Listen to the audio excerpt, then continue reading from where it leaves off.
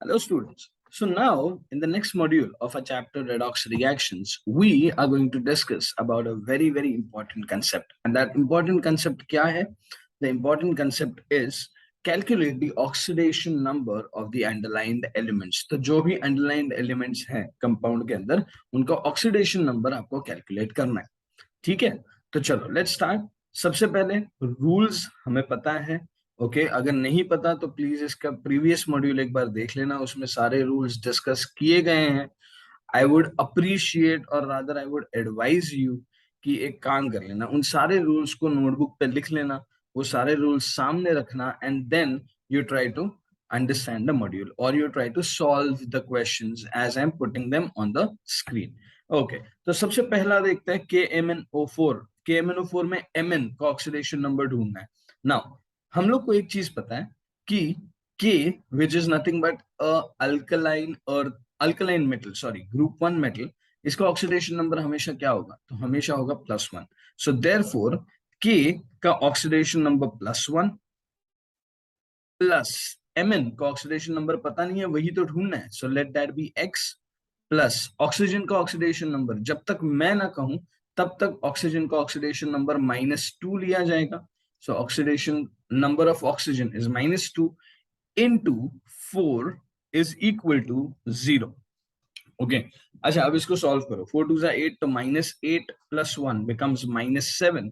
so x -7 is equal to 0.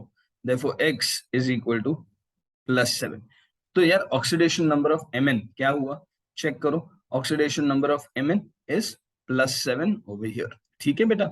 Okay अच्छा question आता रहेगा कि why have we taken this everything equal to 0. तो इसको equal to 0 इसलिए लिया मेरे बच्चों, देखो बिकॉज जो आपका मॉलिक्यूल था KMnO4 का, इसके ऊपर कोई भी चार्ज नहीं था, मतलब इसके ऊपर जो टोटल चार्ज था वो 0 था एंड इसके लिए it was equal to 0. If you remember हम लोग ने एक रूल पढ़ा था that the sum of all oxidation numbers in the compound is always equal to the charge on that compound. तो इस compound के ऊपर चार्ज है 0, therefore sum of all the oxidation number is equal to 0. ठीक है बेटा. चलो अब आगे देखते हैं the next compound CO2. Let me put down all the compounds for you so that at least मेरे को पता रहे कि कितनी जगह है अपने पास सॉल्व करने के लिए. ओके तो चलो CO2 के बारे में देखते हैं. वंस अगेन कार्बन का पता नहीं है, so carbon let this be X plus oxygen का होता है -2, लेकिन कितने ऑक्सीजन है बच्चे? 2 oxygen, so -2 into 2 and this will be equal to 0. therefore X plus -4 is equal to 0. so therefore X minus 4 is equal to 0 and X is equal to +4. ठीक है बच्चे. so X will come out to be +4. so what is the oxidation number of carbon in CO2? it is +4. चलो आगे बढ़ते हैं. Next Cr2O7 -2. Now chromium सबसे पहले late this be X. लेकिन कितने क्रोमियम्स है चेक करो, इंपॉर्टेंट है तो मैं अलग कलर से ड्रॉ कर रहा हूं उसको. ओके कितने क्रोमियम है? तो 2 क्रोमियम है. So therefore this will become 2X plus -2 into 7 is equal to -2. अच्छा यहाँ पे -2 क्यों आया? -2 इसलिए आया because the total charge on this compound was -2, right. So now this becomes 2X -14 is equal to -2. -14 इस तरफ जाएगा, becomes +14. so therefore you will get 2X plus 12 is equal to 2X is equal to +12 and therefore X is equal to +6. so what is the oxidation number of chromium in this compound? then the oxidation number of chromium in this compound is +6. थोड़ा सा ध्यान से करना है इसको. ठीक है चलो नेक्स्ट देखते हैं AlF3. अगेन AlF3 में किसका ढूंढना है? एल्यूमिनियम का.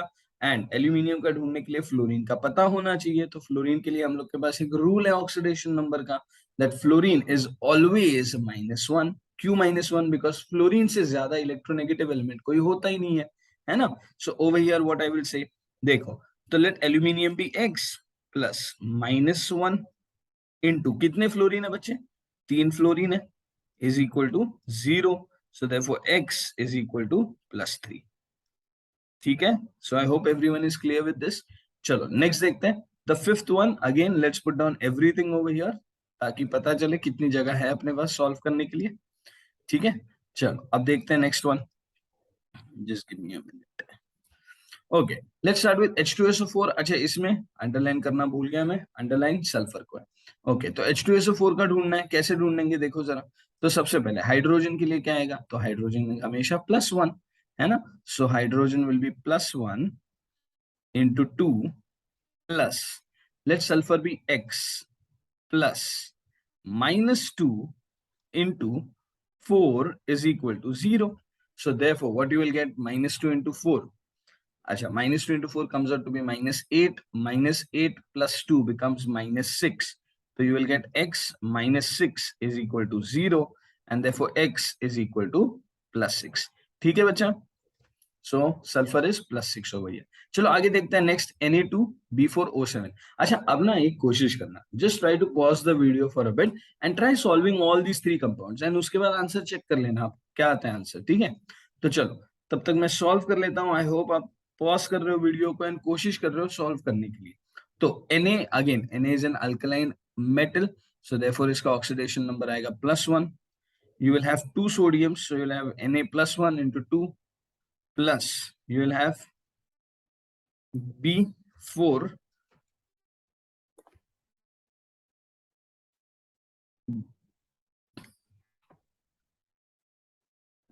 एक मिनट, हाँ late me just.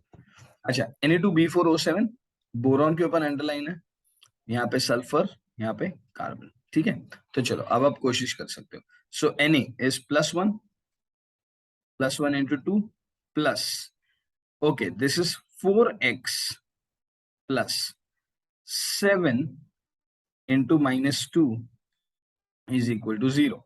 So therefore what you will get, 7 2s are 14, 14 और ये यहाँ पे कितना आएगा, 14 और 2, so +2 minus 14 becomes -12. So therefore you will get 4x is equal to -12 and therefore x is equal to, not -12, sorry, +12 and therefore x is equal to 12 divided by 4 which is equal to 3. तो ये कर पाएंगे हम लोग।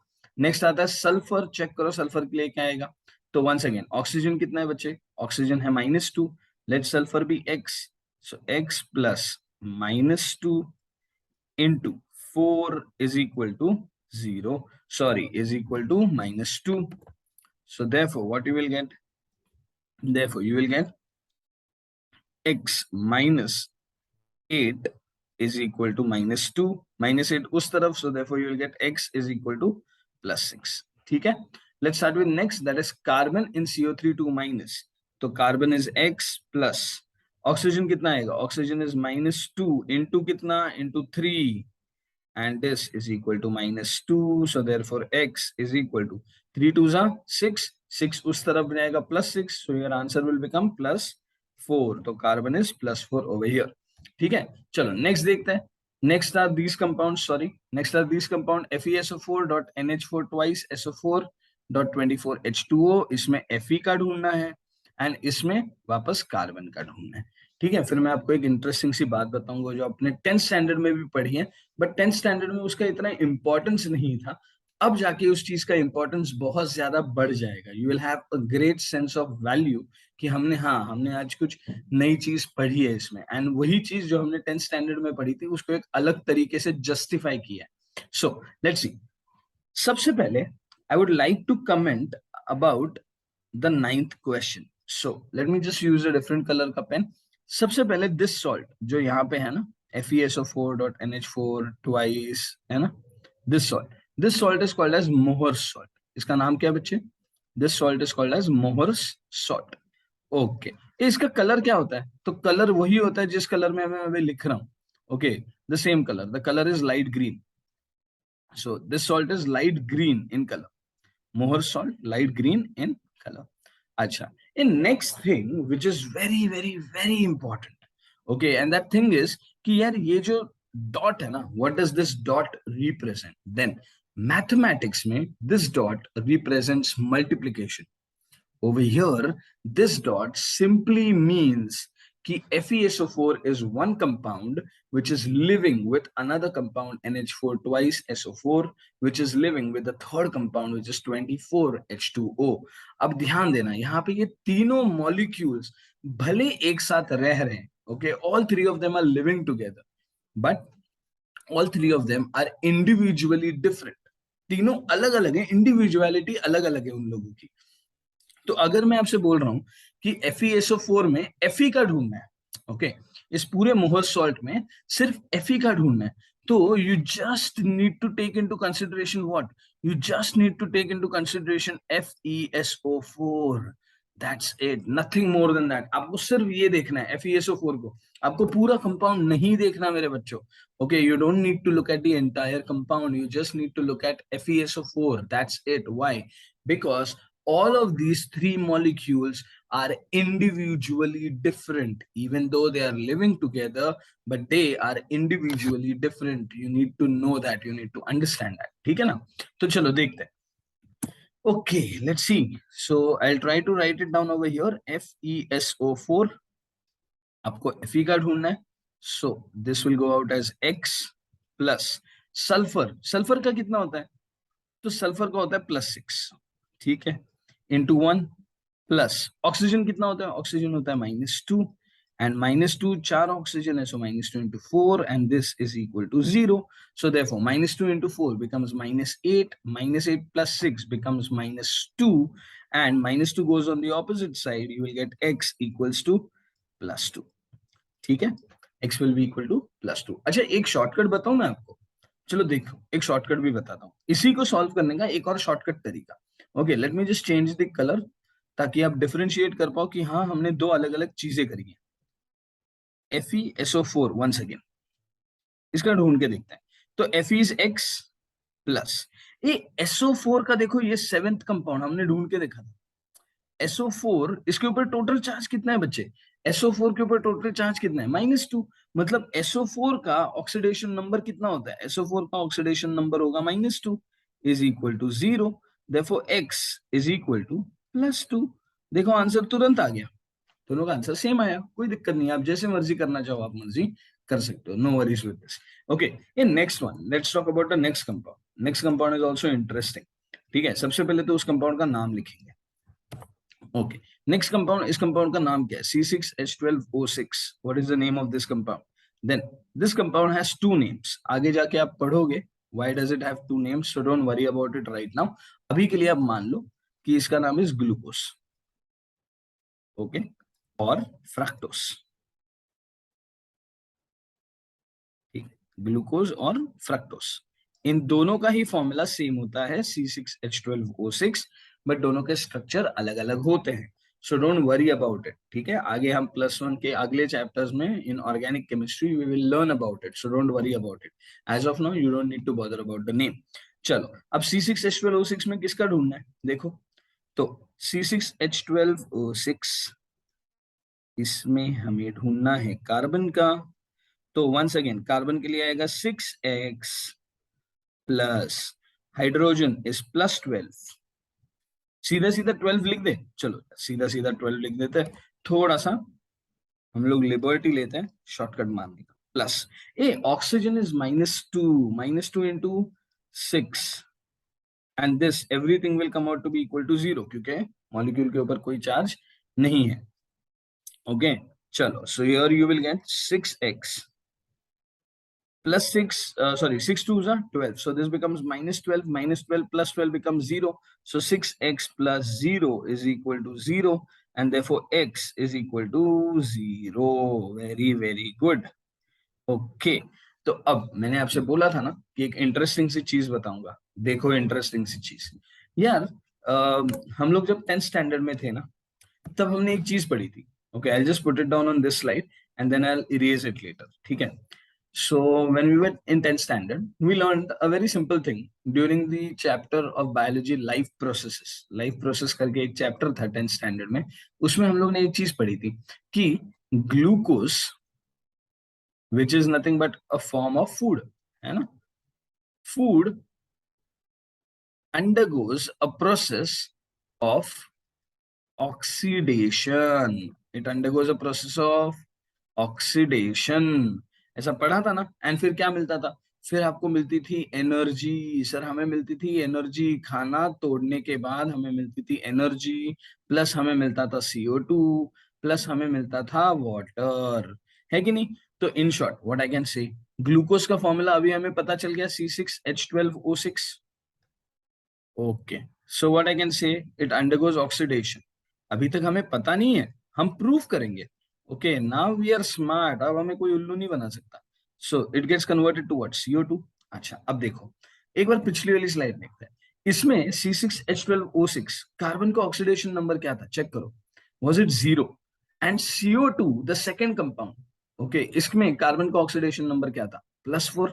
सो over here what I can से, sir यहाँ पे carbon का ऑक्सीडेशन नंबर इज 0 एंड यहाँ पे कार्बन का oxidation number is 4। Is there a increase in the oxidation number, is there an increase in the oxidation number, जल्दी हाँ या ना। तो answer is yes, there is an increase in the oxidation number. And हमने पढ़ा था कि अगर ऑक्सीडेशन नंबर इंक्रीज हो रहा है, that means you are losing electrons, and loss of electron is nothing but oxidation. तो क्या हमने जो 10th स्टैंडर्ड में पढ़ा था वो सही था, हाँ वो सही था। हम 10th स्टैंडर्ड में याद करके आए थे सिर्फ कि glucose on oxidation gives carbon dioxide. Okay, but अब हम उस चीज को प्रूव कर सकते हैं कि हाँ सच में ग्लूकोज में carbon is 0 and carbon dioxide में carbon is +4, so the oxidation number is increasing and therefore we will say that yes, the compound is undergoing a process of oxidation. Clear है इतनी बात, नो वरीज विद दिस। अच्छा यार एक और चीज, interesting चीज की बात चल रही है ना, एक और देखते हैं। हमने ना एक और प्रोसेस पढ़ा था कॉल्ड एज फोटोसिंथेसिस, याद करो, उसी चैप्टर में था। ओके, तो उस फोटोसिंथेसिस में हमने पढ़ा था कि during photosynthesis you will require CO2 plus you will require water in the presence of sunlight and chlorophyll. अभी मैं बैलेंस नहीं कर रहा reaction, so you don't comment कि सर बैलेंस नहीं किया है रिएक्शन। सो सनलाइट लगता था, क्लोरोफिल लगता था, बहुत सारी चीजें लगती थी यार। ओके, एंड तब जाके बनता था ग्लूकोज C6H12O6। अब जो मेरे इंटरेस्ट की बात यहाँ पे है वो ये है, देखो again carbon in CO2 is +4, यहाँ पे कार्बन इज 0, सो +4 से 0, the oxidation number, is it increasing or decreasing? Then the oxidation number is decreasing. That means photosynthesis is an example of a reduction process. It is an example of a reduction process, and respiration is an example of an oxidizing process. Respiration is an example of which process? It is an example of an oxidation process. ठीक है, so I hope you're clear with how to find out the oxidation numbers of the given elements. I'll send you some questions in the link description below. Okay, go ahead, feel free to practice all those questions. एक बार practice करो अच्छे से, get a hands-on experience. भाई answer चुटकियों में आना चाहिए। अब ना मेंटल कैलकुलेशन करना आना चाहिए आपको। ओके, कंपाउंड देख के मेंटली कैलकुलेट करके आप मुझे ऑक्सीडेशन नंबर बता दो ना, फिर मजा आएगा, फिर चैप्टर में आगे जाके बहुत मजा आएगा। क्यों? क्योंकि अगर आप मेंटली कैलकुलेट कर रहे हो, the balancing of reactions will be just a cake walk for you. आपको टेंशन लेने की बिल्कुल जरूरत नहीं है उसके लिए, ठीक है। So what I would do is I would just give you some more compounds जिनका सिर्फ ऑक्सीडेशन नंबर ढूंढना है आपको, नथिंग मोर देन दैट, ठीक है। You just have to put down the oxidation numbers. Okay, you can answer them in your comments or you can just cross check them by putting those questions onto the net. You will get the answers for that, so don't worry about it. Okay, so I hope you would do this exercise after the module. Okay, if not, go and visit the module once again, try to understand how did we calculate the oxidation numbers. आपको समझ में आ जाएगा, दो तीन compounds बार बार अगर देख लोगे ना तो आपको समझ में आ जाएगा, ठीक है बच्चे। So with this we'll stop over here for today in this module. In the next module, we will be learning about finding whether the reaction is a redox reaction or it is not a redox reaction. Okay? So till then, students, enjoy your day, take care, and bye-bye.